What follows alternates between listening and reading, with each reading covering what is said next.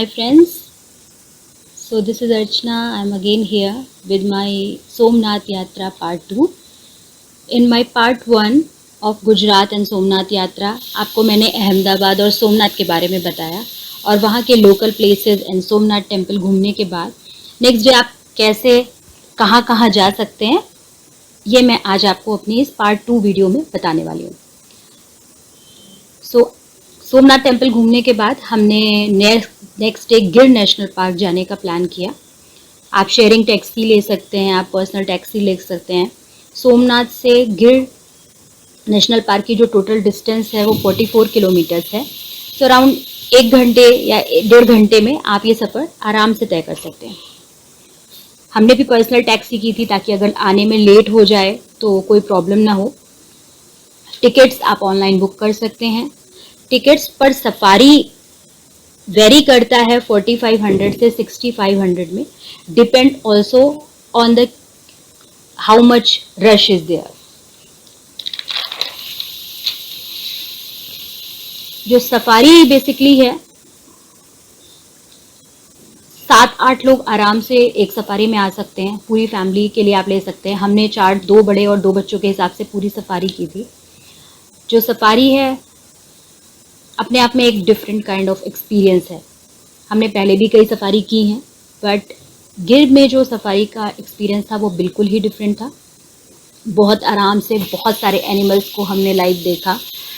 Even male और female lion को भी हमने देखा। फीमेल लॉयन तो इवन हमारे सफारी के सामने से ही गई। It was amazing experience, I can't tell you in the words. जो सफारी है उसमें बच्चों के लिए भी बहुत अच्छा नॉलेज वाली चीज़ें होती हैं जो आप देख सकते हैं कि बच्चे सारे एनिमल्स को लाइव देख रहे हैं, एक नेचुरल एनवायरनमेंट में देख रहे हैं। 4 घंटे की सफारी में आप बहुत सारी चीज़ें पर्सनली एक्सपीरियंस करते हैं। जो सफारी के टाइमिंग्स हैं वो बेसिकली सीज़न पे भी डिपेंड करती हैं। विंटर में, समर में अलग अलग टाइमिंग हो जाती है। विंटर में 6:30, 9:30 एंड 3:30 3 टाइमिंग्स हैं। सफारी 4-4 घंटे की होती है। तो एक सफारी का जो ड्यूरेशन है वो अराउंड 4 आवर्स होता है। तो जो जब समर में ये सफारी होती है तो इनका टाइमिंग जो है वो आधे घंटे पहले स्टार्ट हो जाता है। I mean 6 AM, 9 AM and 3 PM। This is also 4 घंटे के लिए ही है। Preferable timing morning and evening है, क्योंकि ज़्यादातर जो जानवर होते हैं वो नदी के पास या सुबह या शाम में पानी पीने के लिए ज़रूर आते हैं। तो ज़्यादातर कोशिश करिए कि अगर आप जा रहे हैं और आपका एनिमल्स देखने में इंटरेस्ट है तो आप सुबह की जो 6 या 6:30 वाली सफारी है या फिर जो शाम की 3 या 4 वाली सफारी है वो आप लें। जब हमने सफारी कौन सी ली थी, हमने सफारी 3 से 7 वाली ली थी, which was again I already I told you कि कितना अच्छा हमारा एक्सपीरियंस रहा।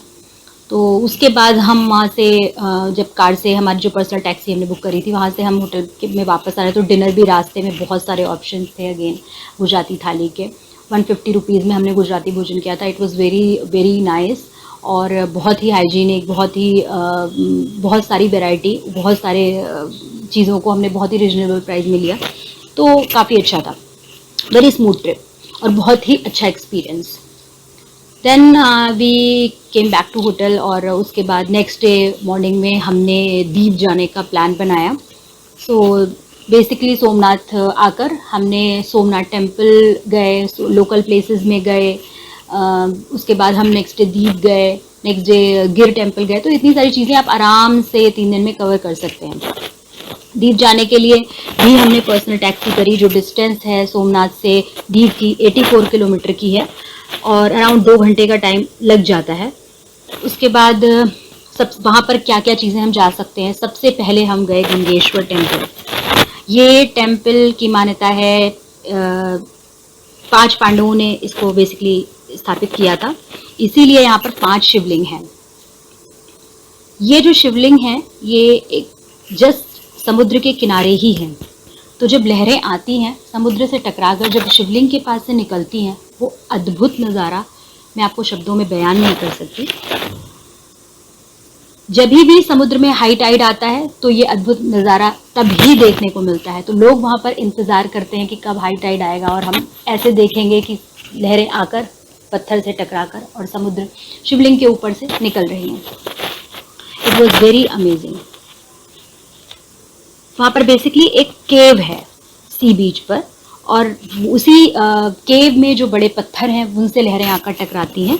तो जो व्यू होता है वो शब्दों में बयान नहीं किया जा सकता। लोग काफ़ी देर बैठे रहते हैं, सुबह अगर उनको ये देखने को नहीं मिलता तो शाम को फिर से आते हैं। तो इट्स अमेजिंग थिंग। उसके बाद आप पोर्तुगीज़ फोर्ट जा सकते हैं, जिन्हें पोर्तुगीज़ लोगों ने बनाया था, वो भी सी बीच पर ही है। तीसरा एक बड़ी अजीब सी चीज़ देखने को मिलेगी। बहुत सुंदर सुंदर से घर द्वीप में आपको देखने के मिलेंगे। बहुत ही कलरफुल घर आपको देखने को मिलेंगे। बट ज़्यादातर घरों में लॉक लगा हुआ है, क्योंकि ज़्यादा से ज़्यादा लोग ऑलरेडी यूरोपियन कंट्रीज़ में, पुर्तगीज़ में या पुर्तगाल में या फिर बहुत सारी अदर यूरोपियन कंट्री में या फिर मे बी और अदर कंट्रीज़ में जाकर बस गए हैं। तो बहुत ही लेस पॉपुलेशन है, तो ज़्यादातर घर ऑलरेडी लॉक्ड हैं। कार ऐसे ही खड़ी हुई हैं, घर लॉक्ड हैं, लाइक दैट। उसके बाद हम गए INS Khukri, which is very famous. तो इंडिया का पुराना वॉरशिप है और बहुत ही बड़ा है। बच्चों को काफ़ी नॉलेज मिलता है वहाँ पर जाकर देखने में, और बहुत ही अच्छा भी लगता है। फिर उसके पास में ही एक जेल भी है, एक आइलैंड पे, जहाँ पर क़यामत मूवी की शूटिंग हुई थी।